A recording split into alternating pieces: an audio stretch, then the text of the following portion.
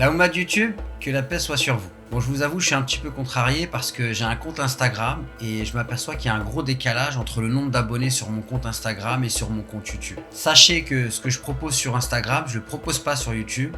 Donc abonnez-vous, je compte sur vous, ça se passe par ici. D'ailleurs, récemment, sur mon compte Instagram, je vous ai demandé quel sujet vous voudriez que je traite pour vous. Et il y en a un qui revient extrêmement souvent, c'est le don d'organes, et je vous propose d'en parler tout de suite dans cette vidéo.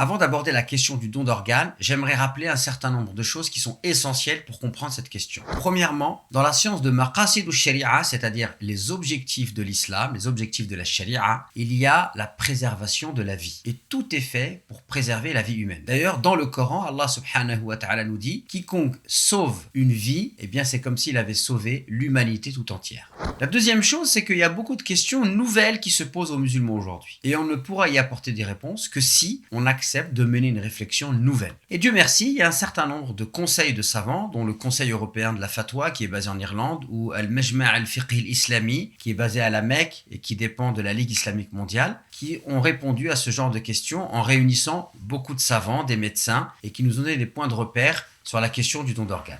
Ce qui ressort de ces deux conseils de savants, c'est que l'islam ne s'oppose pas au don d'organes, voire il le favorise, à la condition qu'on respecte un certain nombre de principes éthiques, et je vais vous en évoquer quelques-uns dans cette vidéo.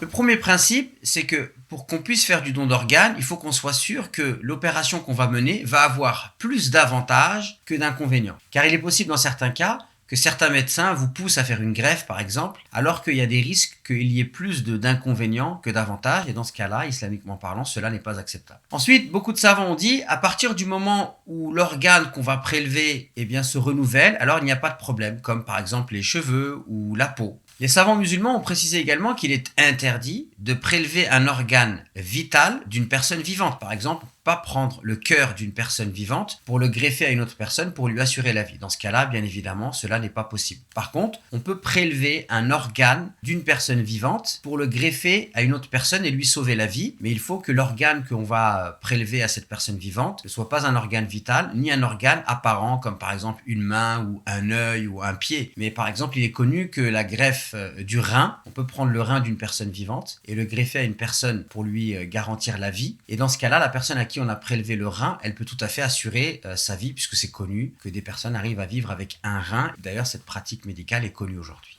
Alors maintenant, il y a une autre question. Est-ce qu'on peut prélever l'organe d'une personne morte? Les savants musulmans disent que oui, on peut prélever l'organe d'une personne morte si on va sauver la vie d'une personne qui, elle, est vivante et qui a besoin d'un organe. Par contre, il faut absolument que la personne ait donné son accord. Si par contre la personne n'a pas donné son accord de son vivant, alors on va demander à sa famille, on va demander à ses proches. Et si le défunt n'a pas de proches ou n'a pas de famille, alors cela relève de l'autorité de l'État, ça peut être par des lois, ou dans certaines contrées, par exemple, ça peut être un imam s'il a une autorité, ou un chef religieux qui peut accorder le droit de prélever l'organe. Je rappelle encore une fois qu'en islam, la préservation de la vie est extrêmement importante et c'est pour cette raison que les savants musulmans rendent le don d'organes possible dans ce genre de situation. Rappelons également que toute personne qui ferait don d'un de ses organes en respectant les critères éthiques de l'islam pour sauver une personne, alors il aura en cela énormément de récompenses. Mais c'est également le cas pour la personne qui meurt et qui avant de mourir dit « moi j'accepte qu'on prélève un de mes organes pour sauver la vie d'une personne ». J'aimerais également ajouter le fait que si vous êtes confronté à ce genre de situation, n'hésitez surtout pas à demander conseil à un théologien qui pourra vous aiguiller et vous amener à prendre la meilleure décision. Voilà mes chers frères et sœurs, j'espère que vous y voyez plus clair sur la question avec cette vidéo et je vous invite donc à liker cette vidéo, à vous abonner et à activer la petite cloche.